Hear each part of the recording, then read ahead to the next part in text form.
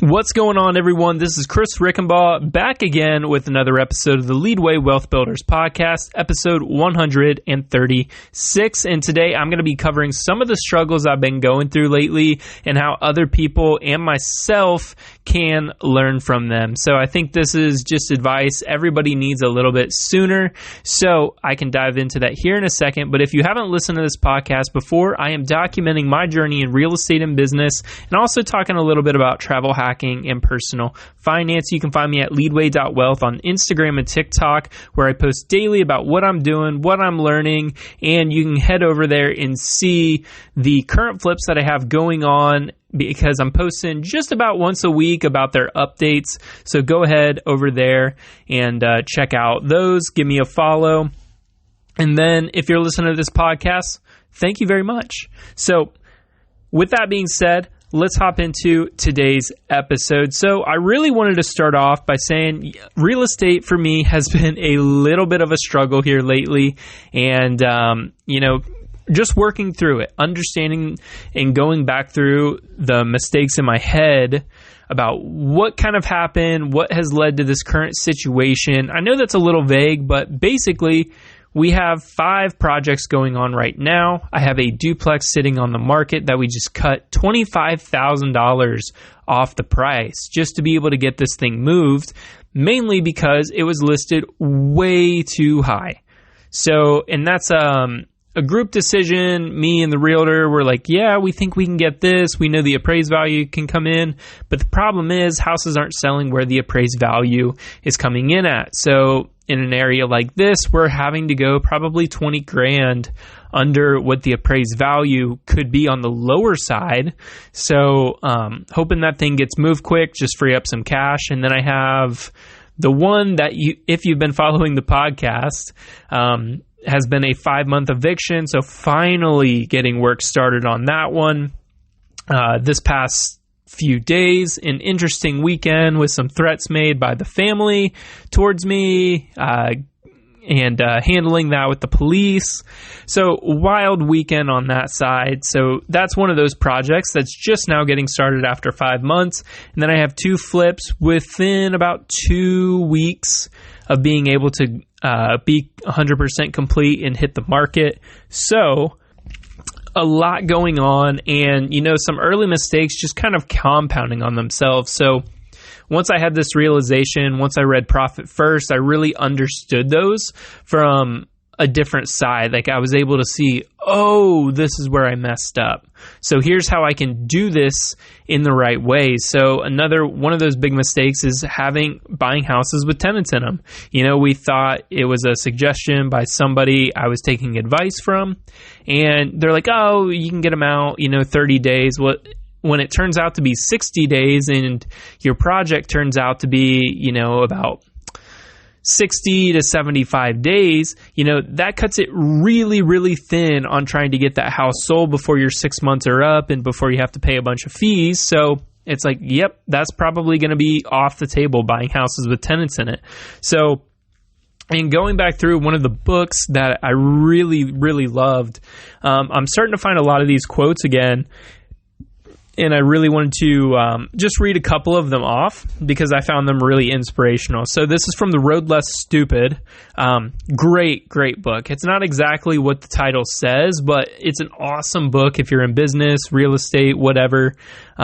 Really, really interesting book and learning from mistakes. So the best time to learn the lessons is prior to making the mistake in the first place. So a lot of this can be helped through a mentorship program. When people jump right in and they're gung-ho like I was, you're going to be able to, you're probably going to make mistakes. You're probably going to budget wrong, but the idea is that you need to learn from them. And so he follows along here in saying, making mistakes is inevitable. Admitting them and learning the lesson is optional. So something that I've been really thinking about here in the last month is, okay, what are those mistakes and how do I not repeat them?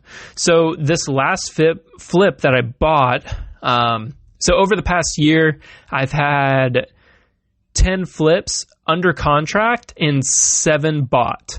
So 7 out of 10 on those. 3 of those I lost quite a bit of money on. And, it was a really painful lesson. And the big thing that I learned is that I need to be able to have the security to be able to close on them if I need to.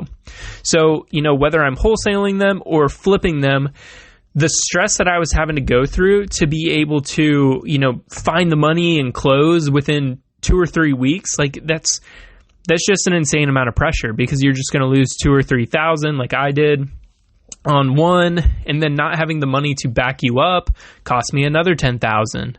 And then not vetting the wholesaler and not asking the right questions, that cost me another $5,000. And same wholesaler on the 10,000 and the 5,000. So, just tons of mistakes right there, and pretty costly mistakes. But now I know what questions to ask to be able to put myself in a better position. So as in, learning the lesson is optional. It's like, okay, like I said, with the tenants, yeah, that's probably something I'm going to be able to stay away from. I want a vacant house, clean title, and, they wouldn't let you close without a clean title. But having tenants not in there is the way to go. And then making sure there's an accurate lease, because the one we signed and tried to close, and what led to the 5 months, is that it was a false lease, we believe. So making sure that all of this is legal, making sure it's been run through, you're learning those lessons. And then partnerships, it's going to be a little bit different on each one, and you really have to do your due diligence on the other person. So that's something I'm learning as well, just being able to move forward. Who are you taking advice from? And the big question that rolled around my mind as I was reading another book was, you are the direct result of the 5 people you spend the most time with. Do you like those people? What's their financial situation? How are they doing? Those are the questions you need to be asking. And that's something I asked myself, and I went, ooh, all right, I need to make a pivot here. So that's what I did. And that's what I'm in the process of doing. And I think everybody needs those 3 lessons right there. It's take a look at the 5 people you're closest to, because you are the direct result.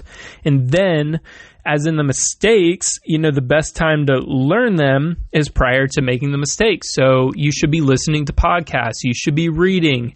You should be joining mentorships. And then, as in the next quote, making the mistakes is inevitable, because you're going to make mistakes. Nobody's going to be 100% perfect. And then learning that lesson is optional. So you need to be able to understand those mistakes, where they were made, why they happened, and, be able to take the blame where you need to take the blame, because it's definitely not that all that other person's fault.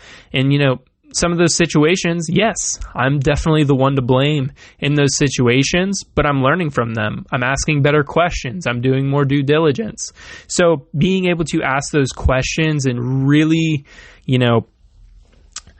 understand them and say, okay, I don't want to be the person, I'm not going to make that mistake again, and it happens a month later. It's really just being able to dial back and make sure we have a lot more boxes checked. Not something that keeps me completely out of the game or anything, but just making it a safer investment. And that's what I've done on my last flip. So the last couple, I've been buying them with tenants in it. It's taken them a while to get out. That really thins my budget. I budgeted wrong and not included the monthly interest, because I'm like, why do I have almost 10 grand, 8 to 10,000 of interest every single month? I'm like, well, maybe I need to, raise more money to be able to pay this. And I'm like, hold on. It's like, I should just budget that in the first place. So that's what I did on this current flip. And that's where I'm sitting way better on the budget side. We're good on the timeline because there was no tenants. Yes, we've had a surprise here or there, but it's nothing that isn't budgeted for. So this one's about 2 weeks away, and we still have quite a bit of the budget to be able to pull from and draw from the hard money lenders. So I really am excited about that project, using a new agent as well to be able to sell it, who's got really good marketing, social media. So really excited to be able to work with Anthony, and you can go back and listen to his episode on episode 133. So super excited to get started there. And then we'll basically see how that goes, but you're going to be able to listen to it all documented right here on the podcast. So make sure you keep listening in to see how all of this turns out. That's all I got for you today, but thank you for tuning in to another episode of the Leadway Wealth Builders podcast. My name is Chris Rickenbaugh, and I will see you on the next one.